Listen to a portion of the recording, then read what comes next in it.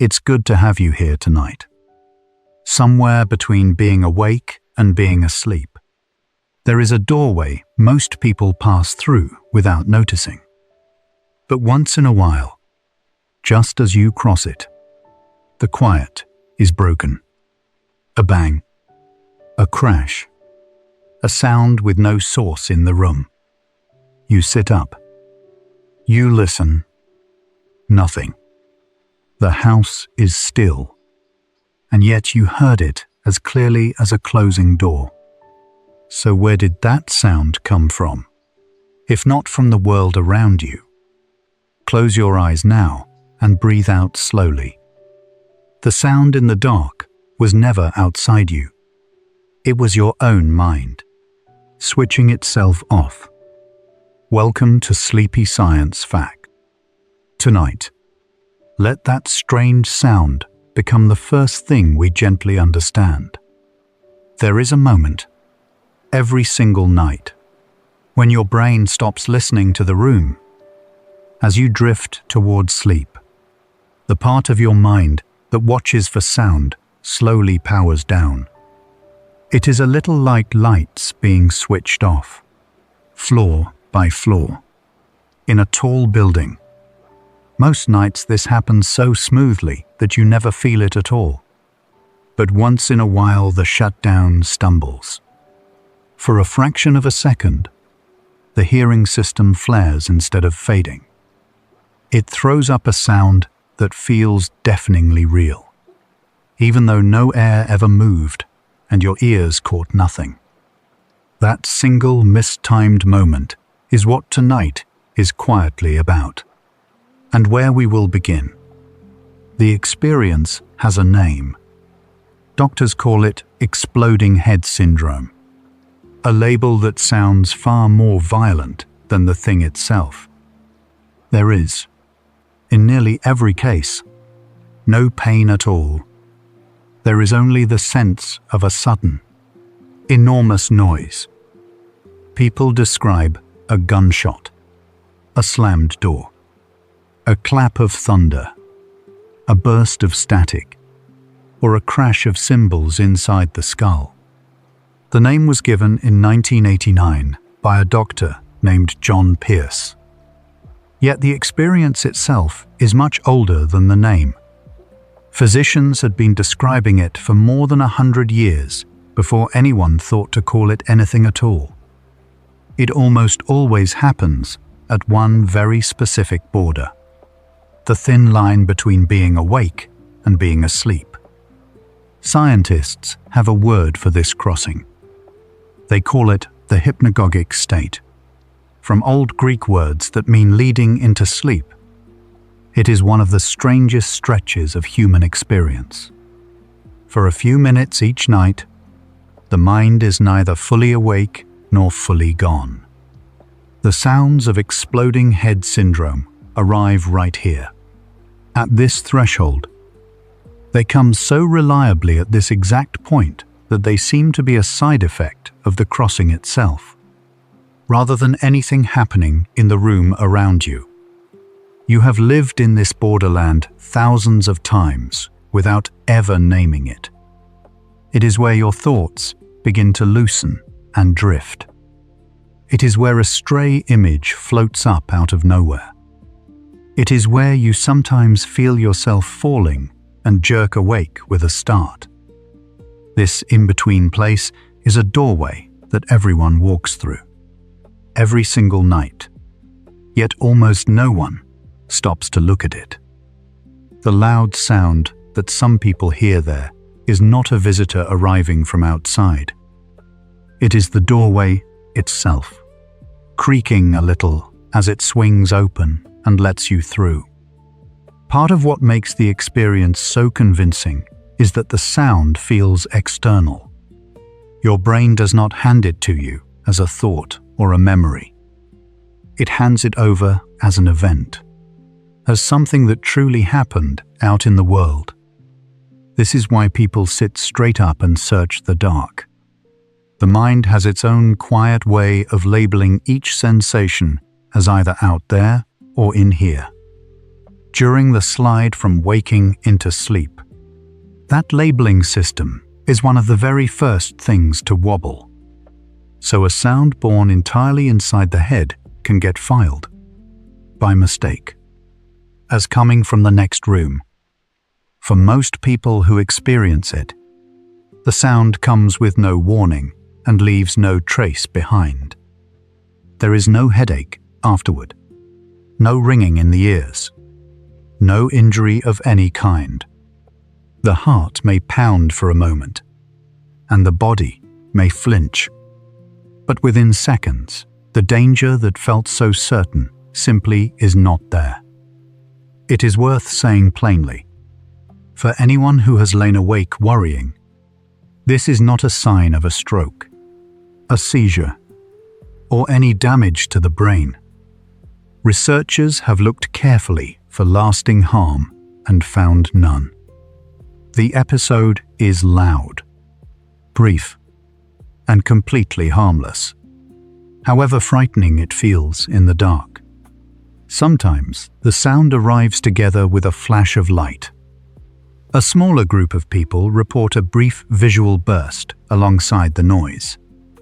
They describe a flicker, a spark, or a vague sense of brightness behind closed eyes.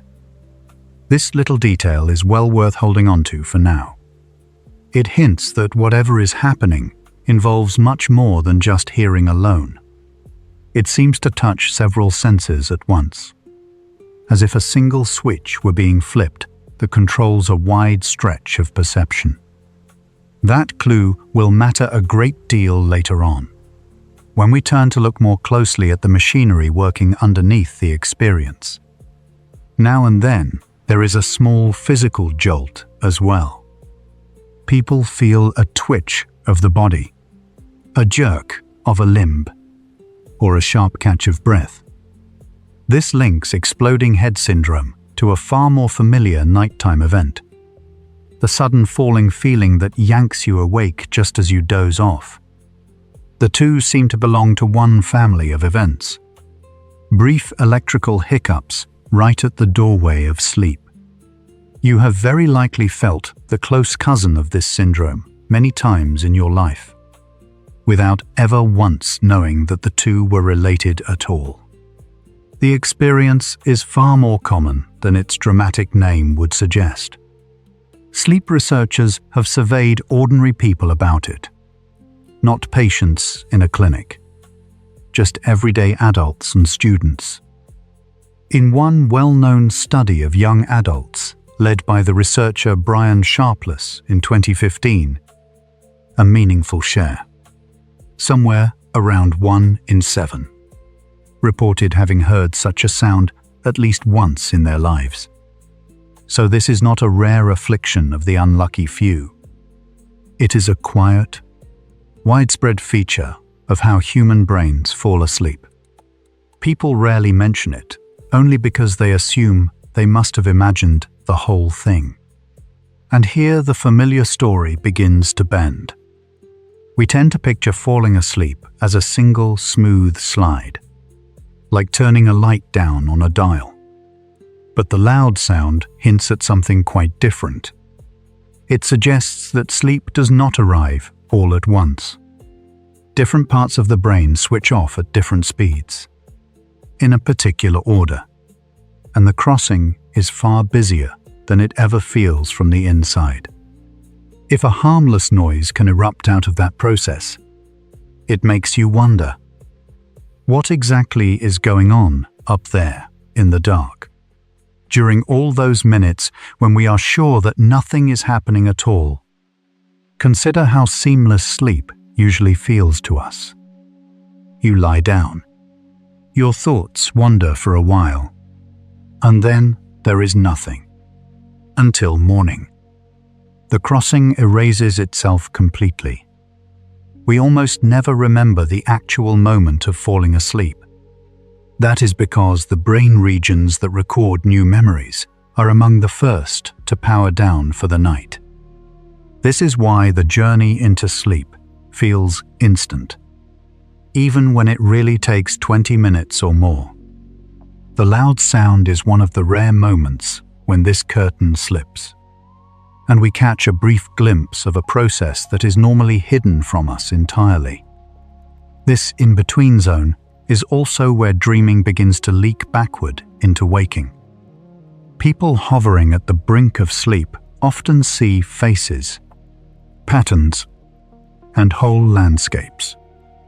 They hear scraps of speech or music that no one spoke or played. These are called hypnagogic hallucinations, and they are completely normal and harmless. A sudden bang fits naturally into this same catalogue. It is simply the loud, startling version of the swirling images that nearly everyone sees behind their eyelids while drifting off to sleep. The mind, loosening its grip on the outer world, has quietly begun to generate a small private world of its very own. Many creative people have learnt to value this strange state. The threshold of sleep is fertile and odd, a place where the mind drops its usual rules and lets unlikely ideas drift together. Painters, writers, and inventors have long described catching their best thoughts in exactly this loosened, half-dreaming condition, just before sleep takes them under. The loud sounds of exploding head syndrome rise from this very same soil. They are not a flaw in an otherwise ordinary mind. They are a side effect of one of the most creative and mysterious conditions the human brain ever passes through. Twice a day, all lifelong. In a sense, what you are hearing is the sound of attention finally letting go. While you are awake, your brain runs a constant background scan of your surroundings. It stays ready to flag a footstep, a creak, or a voice in an instant. Falling asleep means dismantling that watch, one neuron at a time. The loud noise seems to mark a moment when the crew taking down the watch briefly fumbles. The very system built to detect threats fires off once more before going dark. It throws up a single false alarm on its way out the door, into the quiet. It tends to come in clusters rather than evenly, night after night.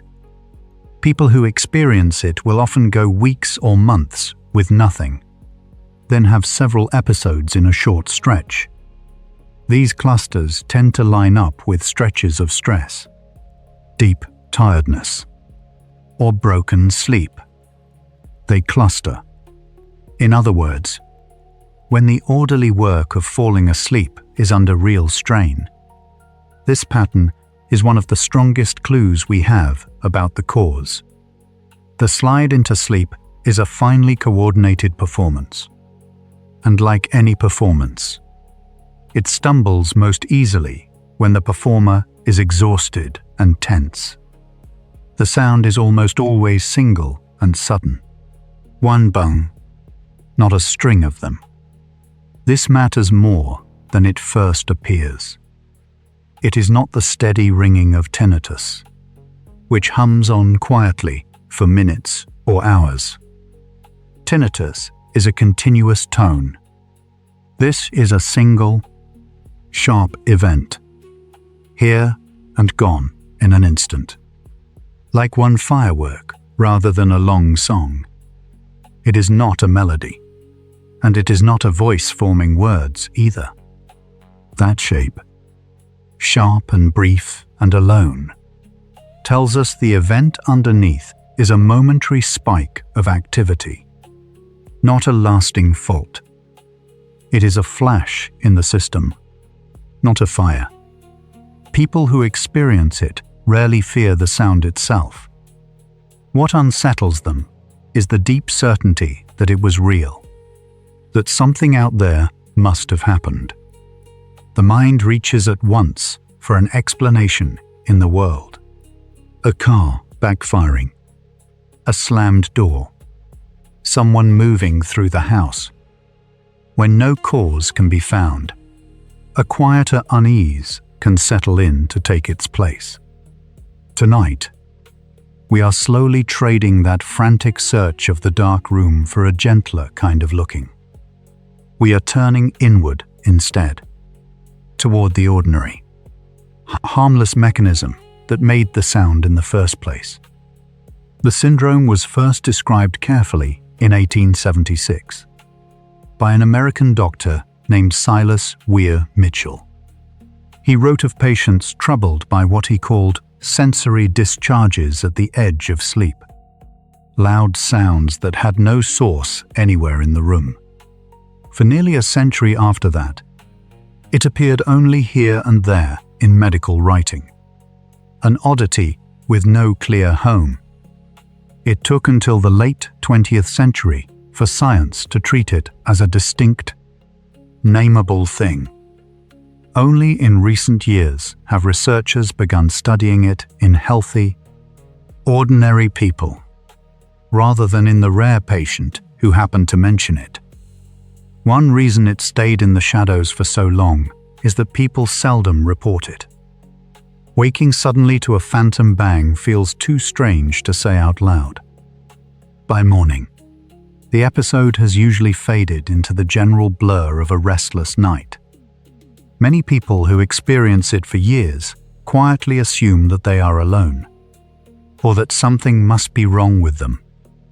The science tells a far kinder and gentler story.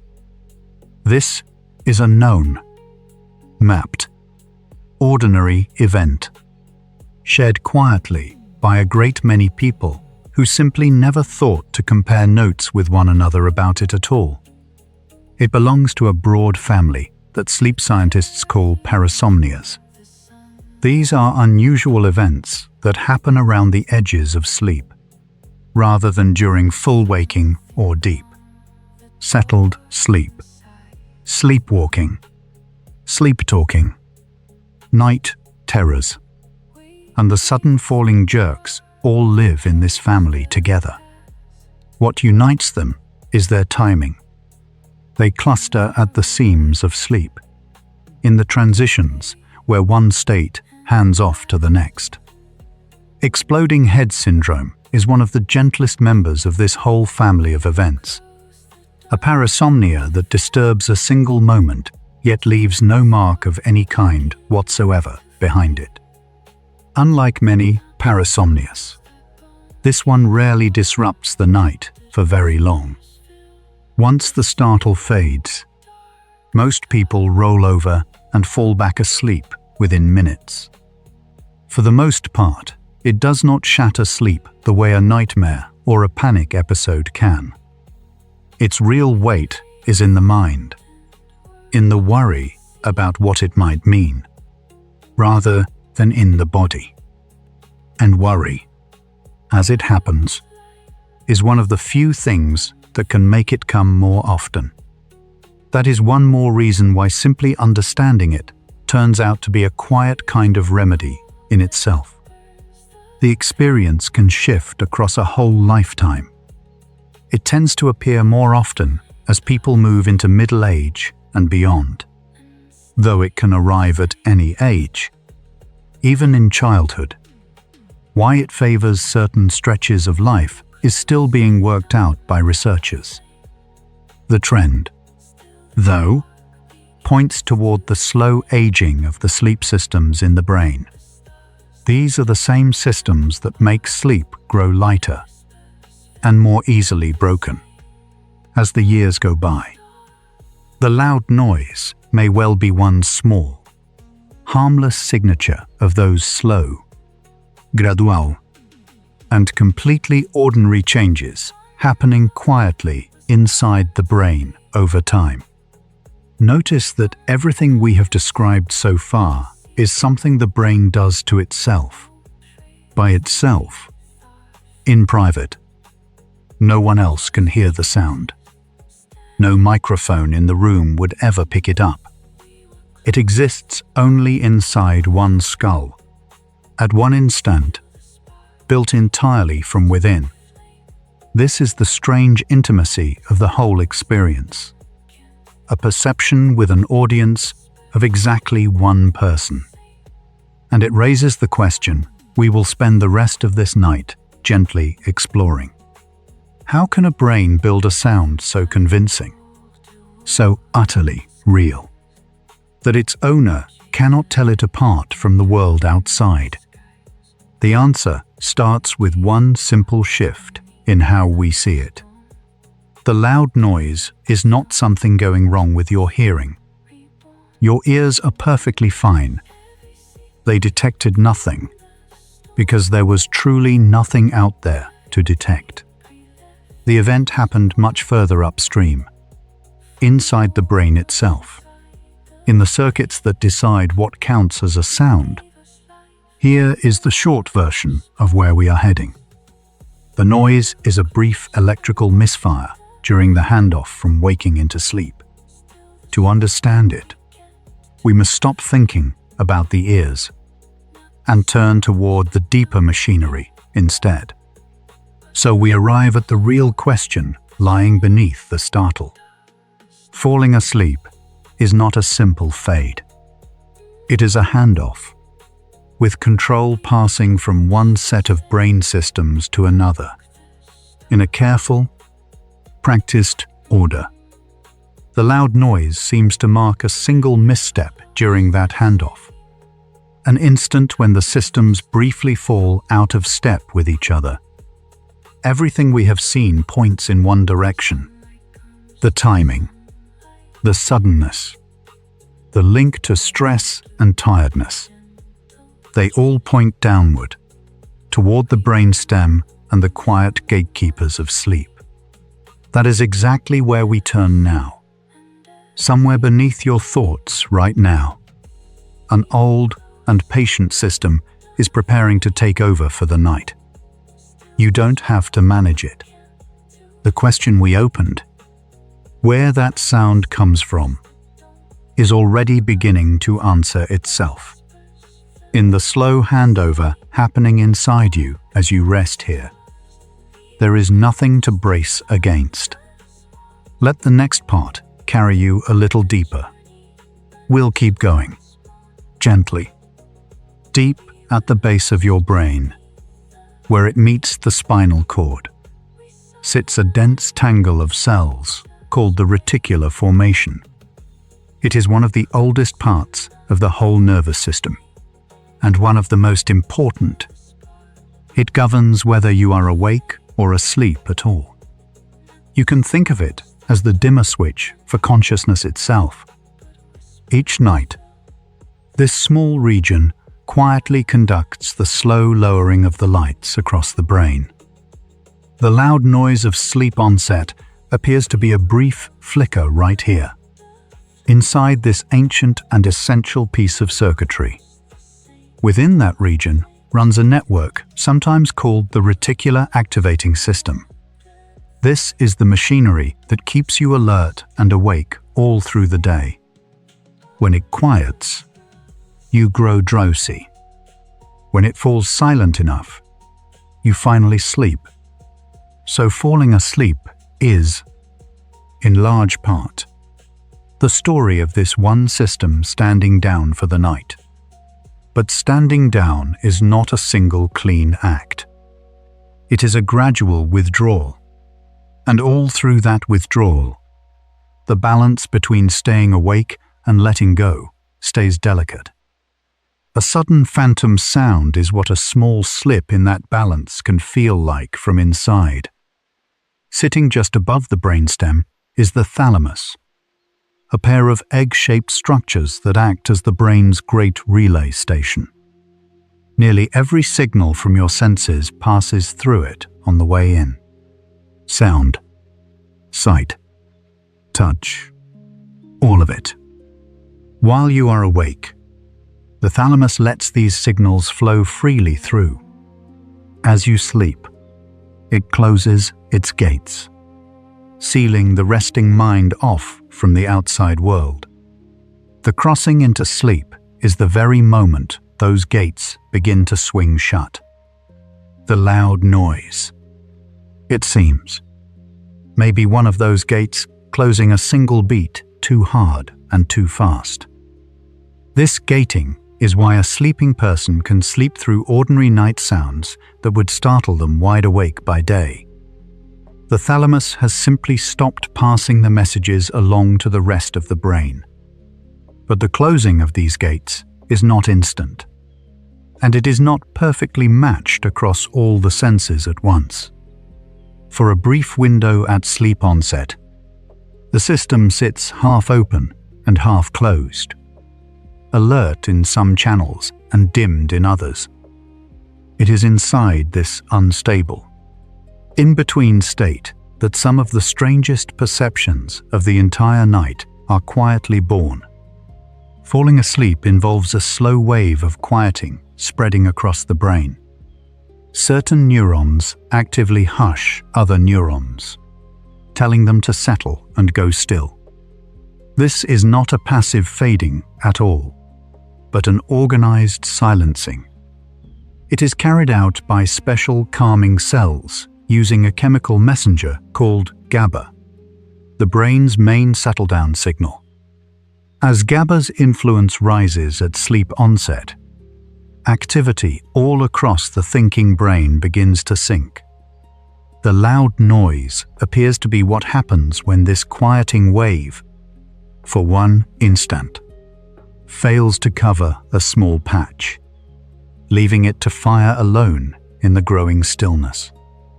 Picture the brain at sleep onset as a city powering down for the night, district by district.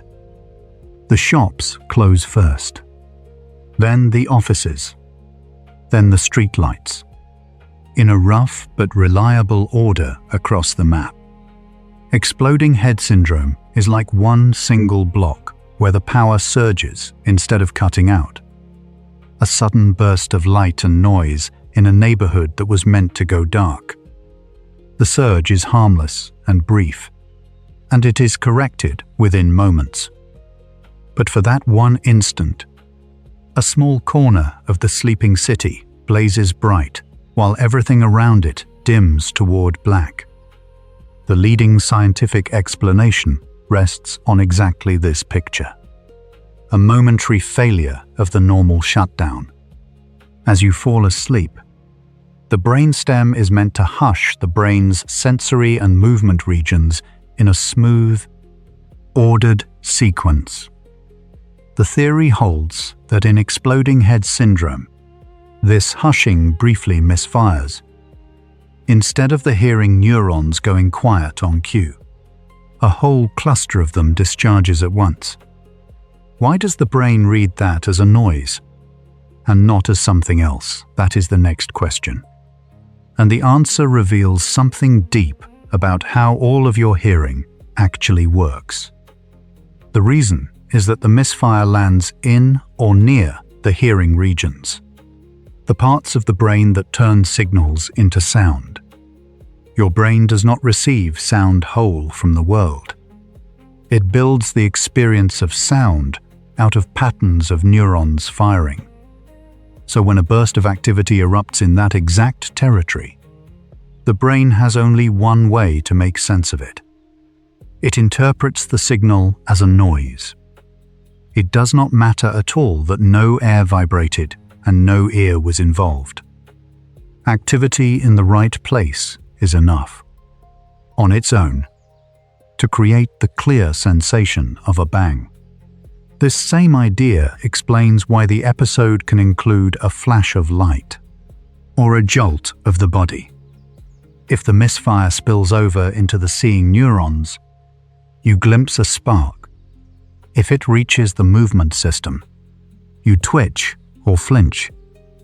One single underlying event, a brief, mistimed burst of activity at sleep onset, can show up across whichever sensory or motor channel it happens to touch.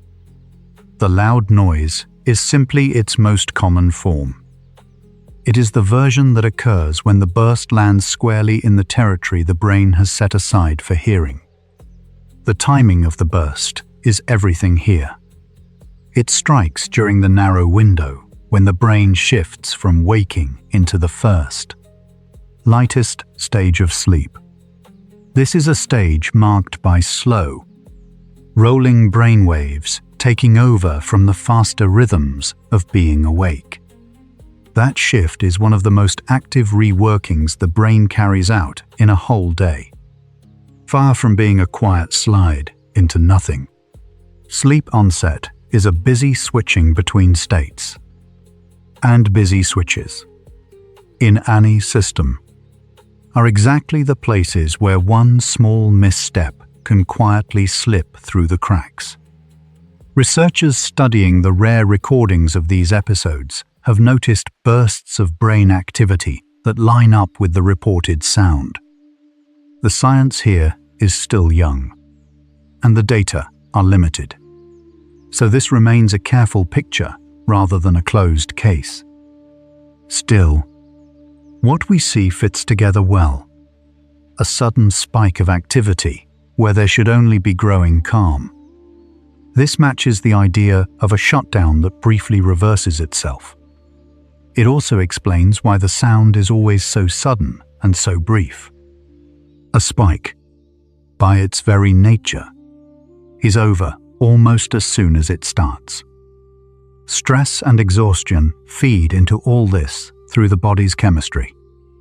When you are anxious or badly overtired, your nervous system runs hot, more aroused, and less ready to loosen its grip on waking. The orderly handoff into sleep turns ragged and uneven. Under those conditions, the quieting wave at sleep onset is far more likely to falter, and the loud noise is far more likely to break through it. This is the mechanism hiding behind those clusters we noticed earlier. The syndrome simply rides along on the very tension that already makes sleep so hard to reach. Certain disruptions to your sleep rhythm seem to raise the odds as well. Irregular hours, jet lag, coming off some medications, and broken sleep schedules have all been linked to episodes. The common thread running through them is instability in the timing systems that govern sleep. When the brain's inner choreography gets thrown off its beat, the precise sequence of shutting down loses a little of its precision, and a small loss of precision in a process this finely timed is all it takes to produce a loud sound out of nowhere, at the worst possible moment. It is worth pausing on just how ordinary the underlying machinery really is.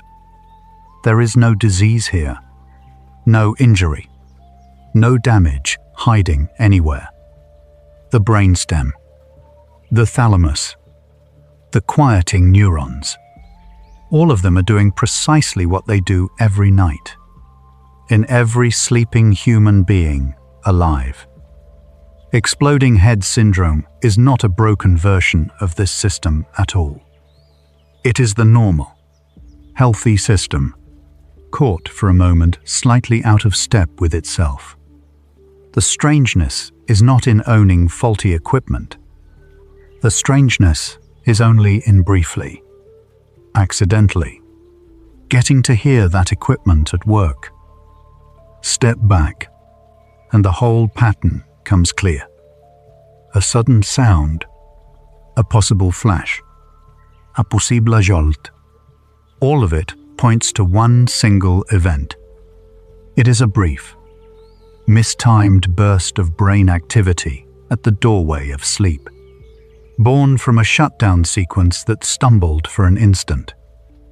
If this is right, then the loud noise is not a warning.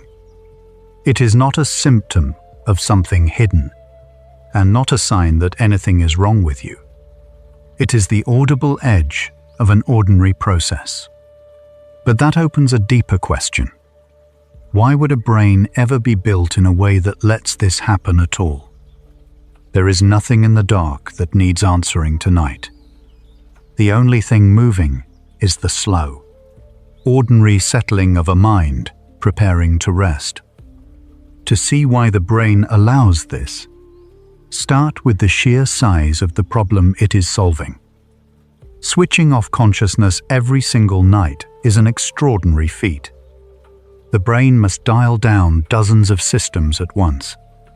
Alertness, movement, sensation, memory, without ever fully crashing. And it must stay ready to snap back to full waking in an instant, if real danger should arrive. The fact that this works so smoothly almost every night is the true marvel. The occasional loud noise is simply the price of a system tuned to be fast and flexible, rather than perfectly, rigidly safe. A brain that never once misfired at sleep onset would have to silence its sensory systems completely, and very early in the process. But a brain that quiet, that soon, might miss a genuine threat in the night. Evolution favored the opposite design. It kept the alarm circuits half awake until the very last possible moment before sleep. That choice kept our distant ancestors alive, ready to wake at the snap of a single twig. The cost of it is small but real. A half-alert alarm system, in the act of finally standing down, can now and then trip itself. The loud noise, then, may be the byproduct of a feature, not a flaw. The very sensitivity that lets you wake instantly to your own name, to a child's cry, to a smoke alarm down the hall, is the sensitivity that can throw up a phantom bang as it powers down. You cannot easily have the one without the other. The startle in the dark is, in its own strange way, evidence of how well guarded your sleeping mind truly is. It is a watchman so reluctant to leave his post that he sometimes shouts once on his way out. Consider how your brain relates to silence. It does not handle quiet by going blank. It handles quiet by predicting and filling in. Even in a perfectly silent room, your hearing stays alive with low, steady activity, constantly modeling what might be out there to hear. As sleep draws near and the input from outside drops away, that inner activity suddenly has far more room to surface. The loud noise can be understood as that inner activity briefly spilling over its banks. It is the brain's own background hum, leaping into the foreground at the very moment the world finally goes still. But why is it so loud? Why an explosion, and not a faint murmur? The answer lies in a word: synchrone. A soft sound comes from a few neurons firing modestly, at slightly different moments. A deafening one comes from a great many neurons firing together, in the very same instant. The misfire at sleep onset is exactly this kind of synchronized burst. A large crowd of cells, all discharging as one.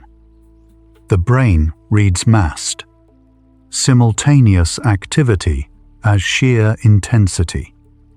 So a single coordinated glitch is felt not as a whisper, but as the loudest sound of the entire night. There is a reason the sound feels external, too, rather than like something you made. Your brain normally tells its own sensations apart from outside ones by quietly predicting its own actions first. When you speak, it expects your voice and recognizes it. When something else makes a noise, that prediction fails, and the brain tags the sound as coming from outside. A burst that arrives with no prediction at all, no plan, and no warning, gets tagged the very way a real outside sound would. The mind has no record of having caused it. So it concludes the world did. The fear that often follows is itself a clue to how the brain is built. We are wired to treat sudden, loud sounds as urgent. A crack in the night might be a falling tree, an intruder, a real danger. That reflex is hardwired and lightning fast, faster than conscious thought can ever be. So when the phantom bang lands, the alarm fires before reason has any chance to catch up, and the body floods with the chemistry of alertness. The unease afterward is not a sign that something is wrong. It is an ancient reflex doing its exact job on a false signal. This is precisely why simply understanding the syndrome can soften it. The startle reflex itself is automatic and cannot be willed away. But the fear that lingers afterward is shaped by what you believe it means. When a person learns that the sound is harmless, a known, mapped, ordinary event, the lingering dread tends to fade. And as the dread fades, the episodes themselves often grow rarer. Knowledge reaches the part of the mind that decides whether to stay tense. It cannot stop the reflex, but it can stop that reflex from feeding the very stress that invites the sound back. It helps to think of the whole experience as a translation problem. The brain received a burst of activity it had no good way to read, and it translated that raw signal into the most fitting language it knows. A loud sound, like a word clumsily carried from one language into another. The real meaning got mangled along the way. There was no explosion, no danger, no event of any kind. There was only a flicker of misfired cells, which the mind then dressed up in the heavy clothing of catastrophe, simply because that was the nearest meaning it could find. And here, at the very center of the night, the question quietly turns over. We began by asking where the sound comes from. We can now see plainly that it comes from inside, from a brief, mistimed burst at the doorway of sleep, read by a watchful brain as a threat that never once existed. But notice what that truly means. The strangest, most private experience inside your skull is not yours alone to carry. The very machinery, the same handoff, the same occasional misstep, runs inside every sleeping human being on Earth. The rest of this night follows that thread inward. If there is any tension left in your body from the idea of that sound, let it loosen now. There was never anything to fear in it. The same quieting you are feeling as you lie here is the very thing that, on a rougher night, might have stumbled into a noise. Tonight it is smooth. Tonight it is carrying you down, the way it carries everyone down, gently and without asking anything of you. Let's go a little deeper. The sudden falling feeling that jerks you awake has its own name, a hypnagogic, or a sleep start. Nearly everyone alive has felt it at some point. It is a sibling of the loud noise. Another brief electrical event right at the doorway of sleep, only this time in the movement system rather than in hearing. The stumbling handoff that can throw up a phantom bang can just as easily throw up a phantom fall. The next time you feel that lurch in the dark, you might quietly recognize it as the body's own version of this very glitch.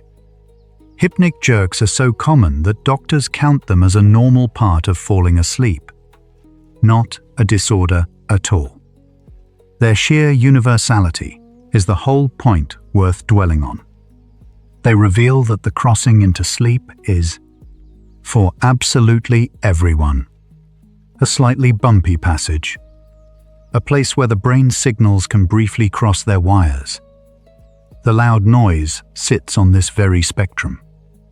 It is rarer than the falling jerk, but it springs from one shared root, a nervous system caught in the delicate, nightly act of releasing its hold on the day behind you. Then there are the faces and the voices that people see and hear at the brink of sleep. Surveys find that a large share of people meet these regularly.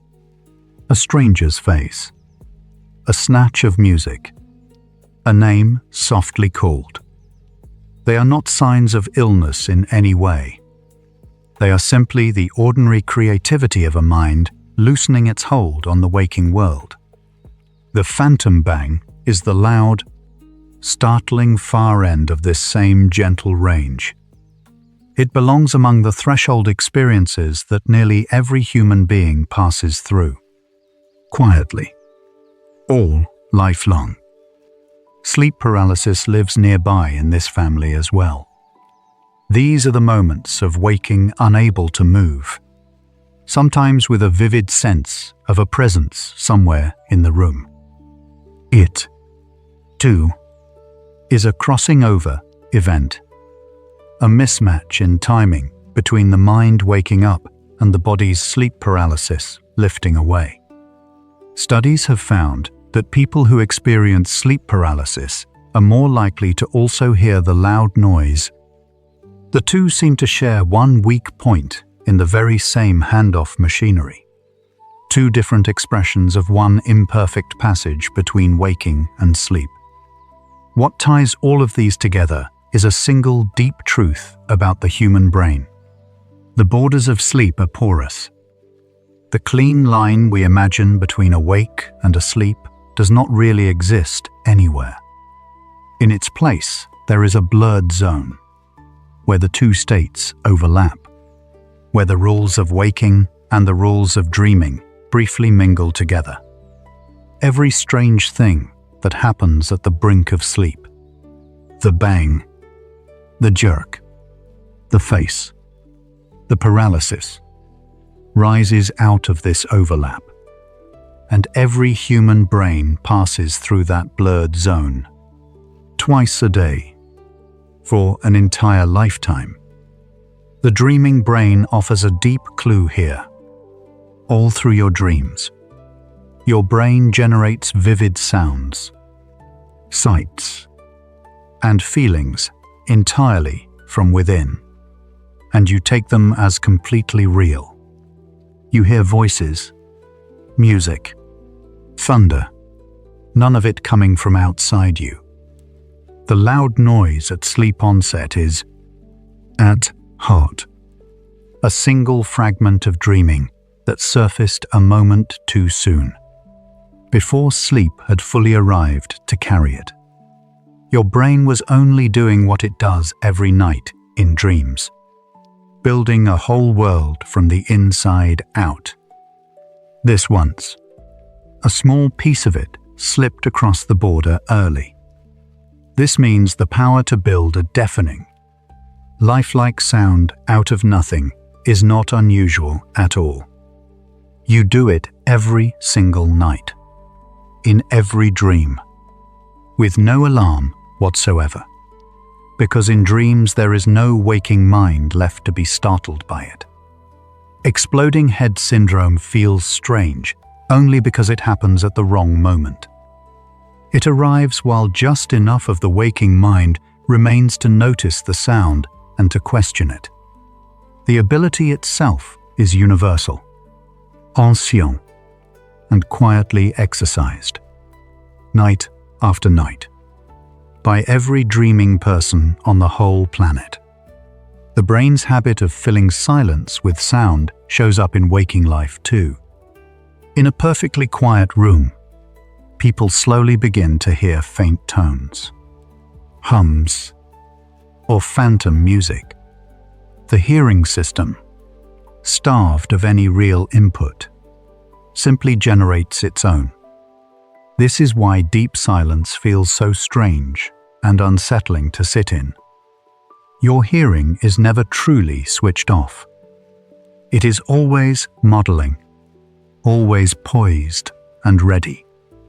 The loud noise at sleep onset is this very same restless, generative system, caught in the act at the precise moment the outside world finally falls away into stillness. Even your ordinary, everyday hearing is more invention than recording. The sounds you perceive are not delivered to your brain whole and finished. They are constructed by it, assembled from raw patterns of nerve signals into the seamless experience of a voice, or a song, or rain. Hearing is an act of building, carried out fresh in every waking moment. Once you really see this, the phantom bang loses much of its mystery. A brain that builds all sound from neural activity can, on rare occasion, build a sound from activity that simply had no source out in the world. The same is true of every other sense you own. Color, warmth, pressure, taste. None of them arrive as finished facts from outside. All are constructed inside the dark of the skull, out of streams of nerve signals, then handed to you as a vivid outer world. You have never once touched reality directly. You have only ever met your brain's rendering of it. Your whole life long. The loud noise is a rare glimpse of that rendering coming apart for a single instant. A quiet reminder that the realness of all you perceive is, always, a making of the mind. This shared construction is why the experience feels so private, and yet is so widely common. Each person's bang happens in the sealed theater of one skull, unheard by anyone else, seemingly one of a kind. But the machinery building it is identical from head to head. The same thalamus, the same brainstem, the same watchful hearing cortex.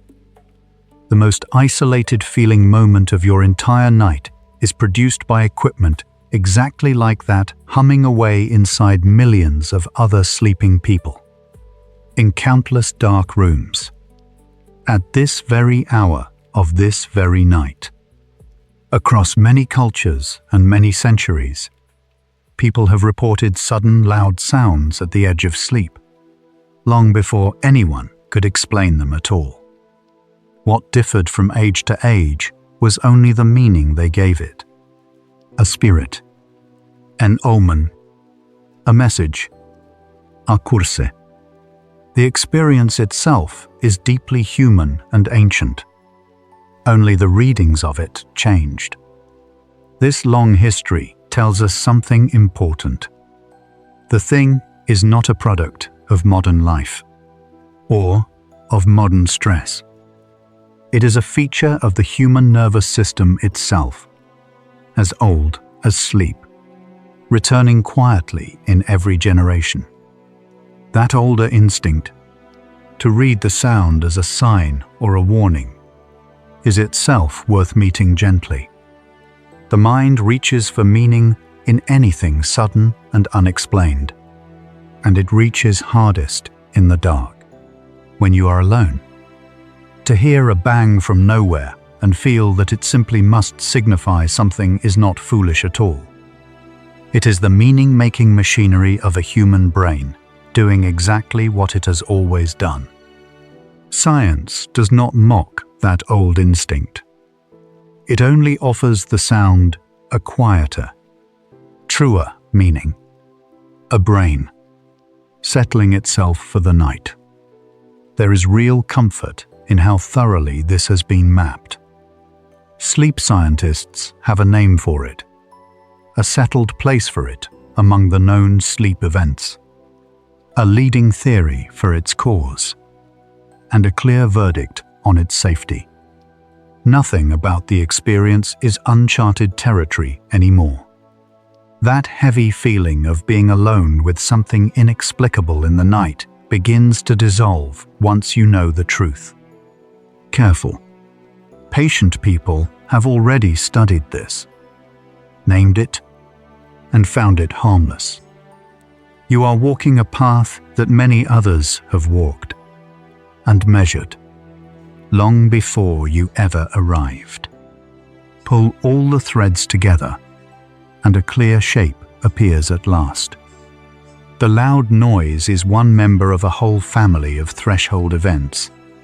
The jerks, the faces, the voices, the paralysis, the phantom sounds. Every one of them rises from that porous border between waking and sleep. Every one is built by the construction machinery that makes each dream and each waking perception alike. The question we began the night with has nearly answered itself. The sound comes from the plain, universal act of a human brain crossing into sleep. What is left now is to feel that, not just to know it. It means the experience is not a private malfunction unique to you. It is a variation on something that every single person carries inside. Some brains, in certain seasons of life, under certain kinds of strain, simply express the crossing more audibly than others do. That is the only real difference between them. The person who hears a bang and the person who hears nothing are running one identical program. One of them just caught a brief glimpse of a line of its code. There is no separate class of broken sleeper. There is only the shared, imperfect, remarkable passage into sleep. Consider how much trust this whole act quietly asks of us. Every night, billions of people surrender their consciousness completely. They hand control of body and mind over to systems they can neither feel nor steer, and they trust they will return whole by morning. The loud noise is one of the rare moments when that handoff becomes briefly visible to its owner. Far from being a reason for fear, it is a reminder of an enormous, daily act of trust. It is one your brain has carried out flawlessly thousands of times, leaving only this faint, harmless echo. The systems doing this work are among the most preserved in all of living nature. The brainstem machinery that runs your sleep is strikingly like the machinery found across the whole animal kingdom, refined over hundreds of millions of years. When you cross into sleep tonight, you are running a program older than mammals, older even than the dinosaurs. The phantom sound, if it ever does come, is a tiny hiccup in something handed down across an unimaginable span of time. It is a quiet thread tying your dark bedroom to the deep, deep history of life itself. This deep continuity is why the experience can feel oddly impersonal. Once you truly understand it, the bang did not single you out for anything.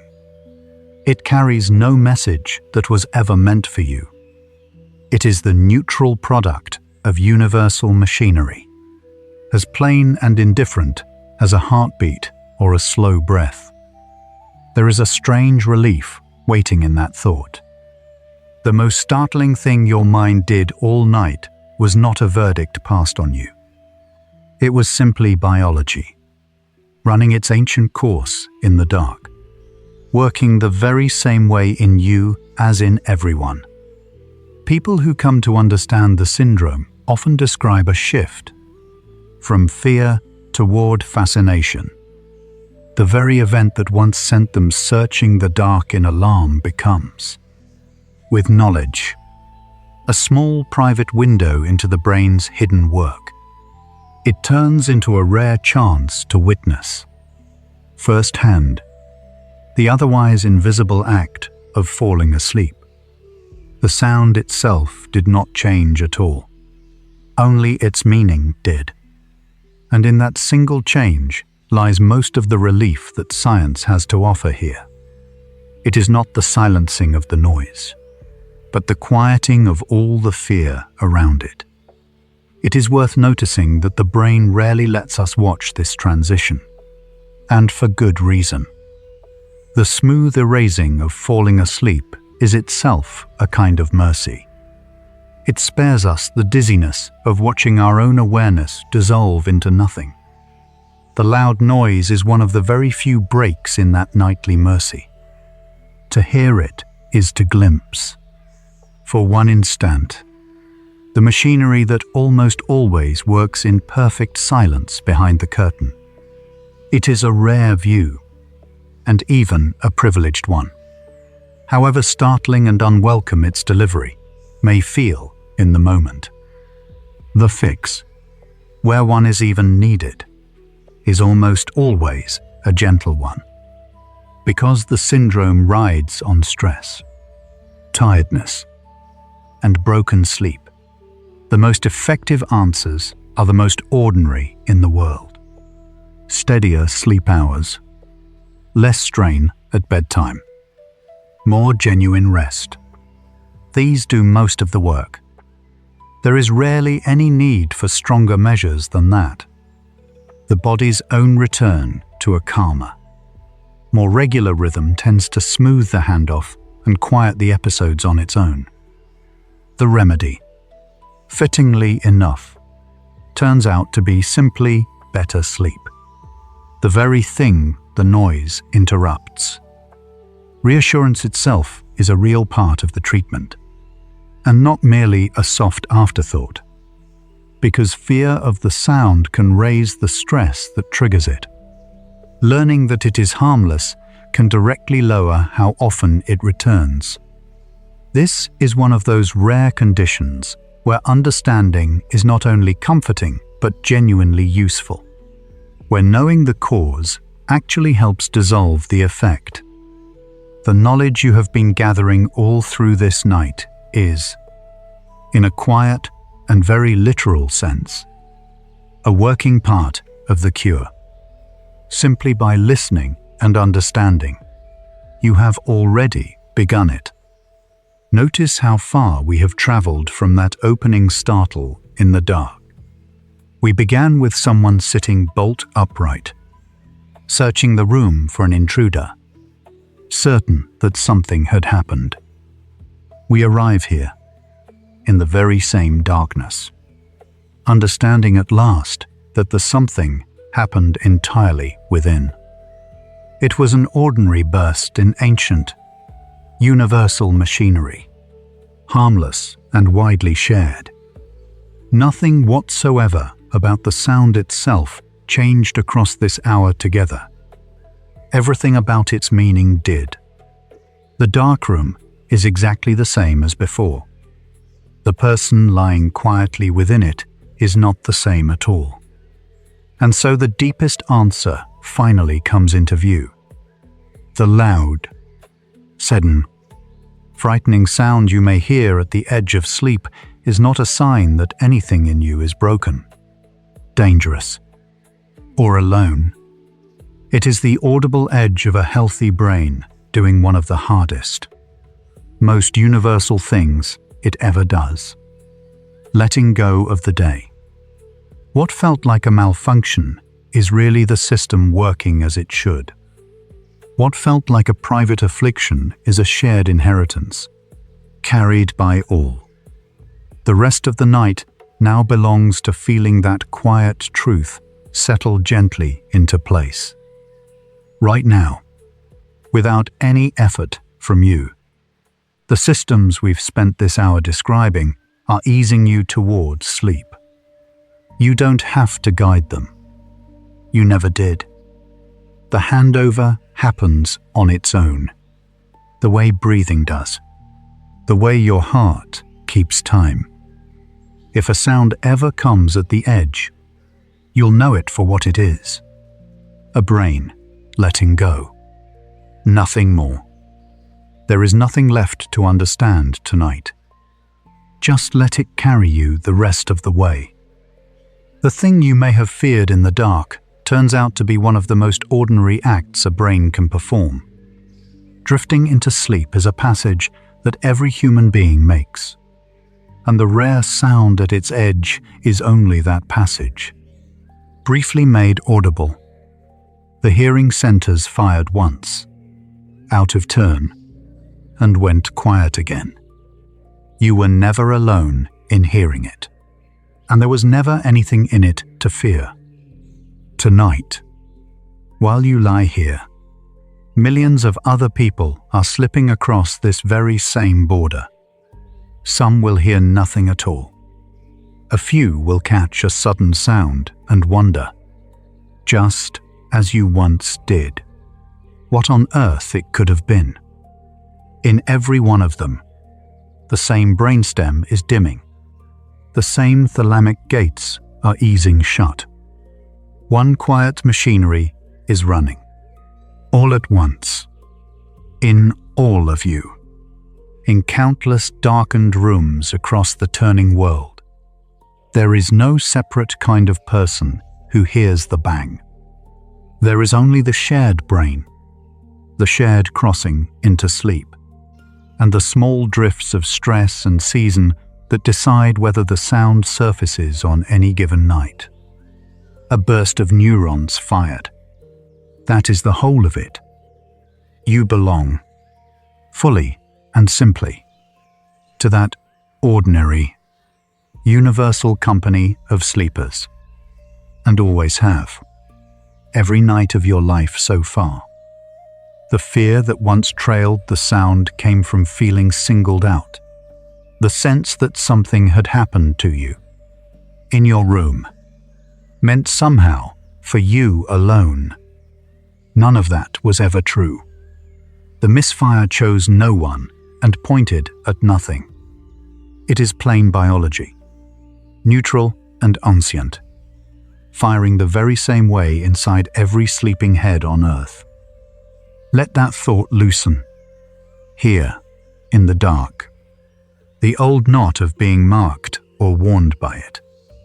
What seemed like the strangest, most private event of your whole night turns out to be among the most common and the most shared. The very intimacy of it, a sound that only you could possibly hear, is matched right now by countless others hearing their own, unheard, in the same dark hour. The walls of that private theater were only ever an illusion. Behind each of them, the identical, gentle machinery hums, lowering the lights toward sleep. The brainstem easing you down right now is older than memory, older than language, older than our whole species. You are not the one operating it tonight. You are being carried by it, gently, the way you have been carried down into sleep every night of your life, without once having to try or to understand. It asks nothing of you at all. It only does its ancient work, quietly lowering you, the way it has always known exactly how to do. Think of all the nights you have already crossed in perfect safety. Thousands upon thousands of handoffs. Thousands of times the day dissolved into rest. Nearly all of them silent and smooth and unremembered. The rare loud one was never a failure within that long record. It was a single audible note inside a long and faithful song.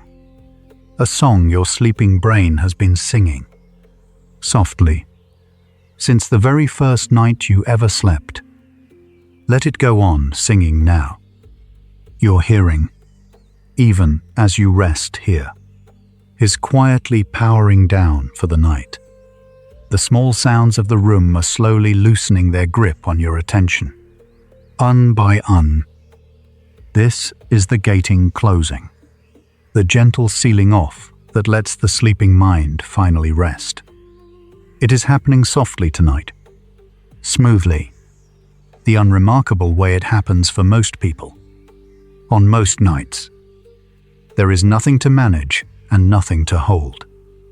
The gates know the way, and they are closing on their own. If a sound had ever come, it would have risen from this very process. The closing of the gates, the quieting of the long inner watch. Knowing that, the sound loses every last bit of its menace. It becomes what it always quietly was underneath the fright. The sound of being kept safe, not the sound of being threatened. A watchman calling out once as he finally sits down to rest. Let his voice fade now into the dark, and let yourself sink past it. The mind that once searched the dark for an intruder can lay that whole search down now. There was never anyone there in the room with you. There was only you, and the ancient, patient systems that have brought you down into sleep every night of your life. They are working in the quiet around you, even now, asking nothing in return, wanting nothing from you but to carry you gently over. You can let them. You can simply let yourself be carried. Let the body grow heavy against whatever holds it. The movement system that might once have jerked you awake is settling too, drawn down by the very handoff carrying the rest of you. Each muscle that releases is one more small part of the crossing, the plain and ordinary descent that every sleeping creature on earth makes. There is no effort left to make here. The heaviness is not something you create. It is something you are finally allowed, after the long day, to feel. Breath slows at this border, all on its own. You do not have to deepen it, or count it, or shape it in any way.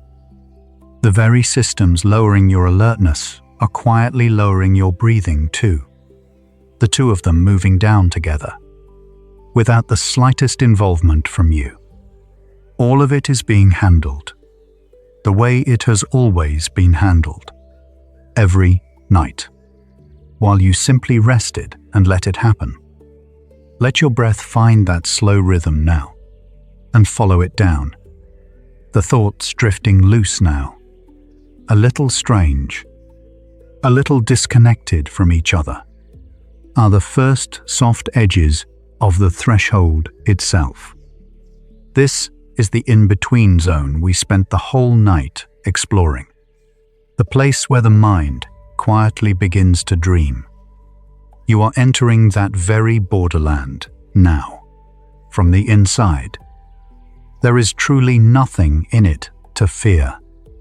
Not the drifting thoughts, not the floating images, and not any sound.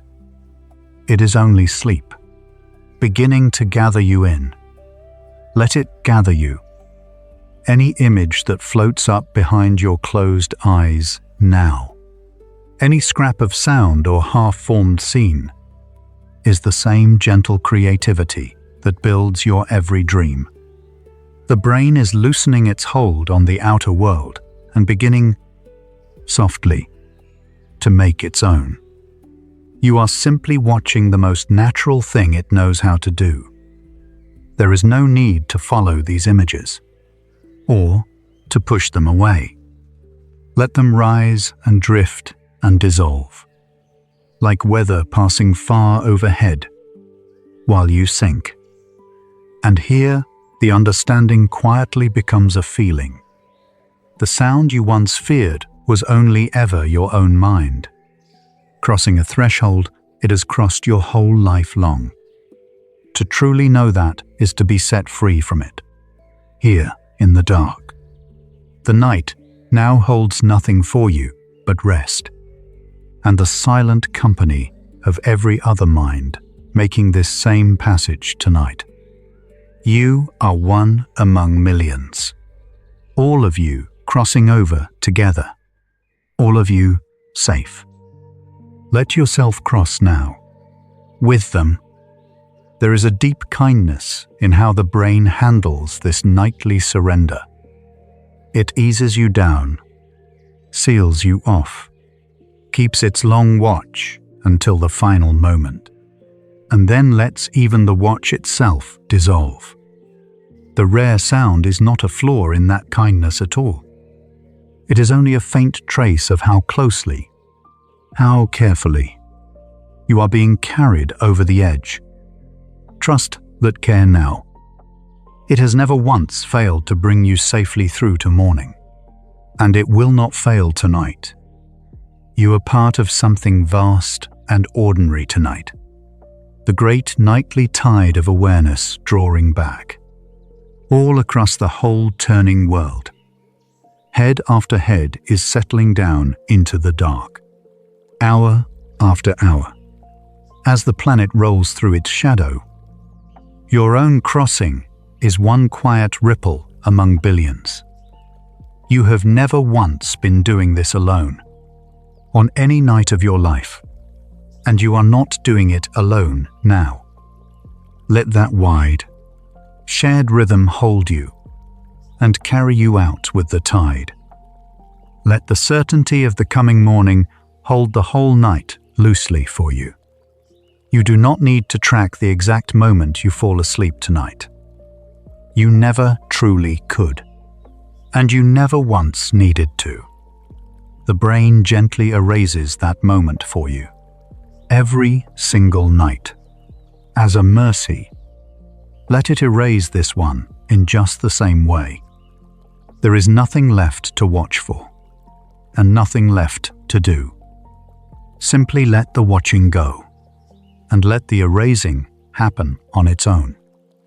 The room around you is quiet, and that quiet is entirely safe.